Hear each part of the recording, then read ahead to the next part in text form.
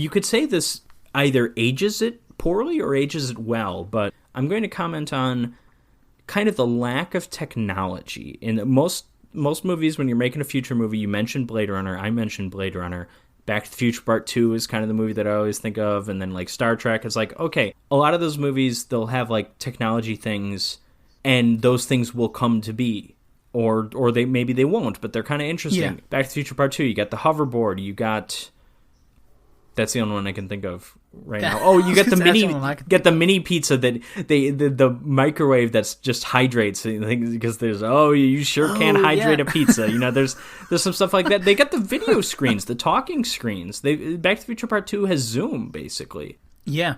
Yes, there's some other stuff, and then Blade Runner, flying cars. I guess Back to the Future Part 2 is flying cars too. Blade Runner 2049 virtual girlfriend thing. Yeah, hologram stuff. And of course, I'm forgetting Blade Runner robots. That's kind of the big one. Androids or whatever. I keep forgetting the important stuff. And then this movie, no real technological advancements.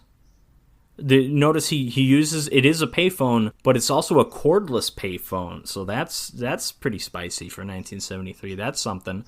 Yeah. That's kind of it, though. But I do think that makes it not age poorly in the sense that there's nothing, you see in this 2022 that hasn't come to exist yet. Because that's like Back to the Future Part 2, flying cars. 2015 came and went. We didn't have those, and a lot of people are like, "Oh, that's kind of disappointing." Like, whatever, it's kind of funny to look back, like, "Oh, they thought we would have flying cars 30 years in the future." I also think Back to the Future Part 2. It's science fiction, but it's not Isaac Asimov or Philip K. Dick kind of science fiction. Like, there's not as much thought put into it as like the world of Blade Runner, I don't think, But it is kind of like, oh, you see a payphone. Like, we don't even have those, and those have been gone for a long time. It's like, so I don't know. They don't overshoot their boundaries in terms of, they don't get too aggressive with the scientific predictions. It remains very grounded. It and remains very grounded.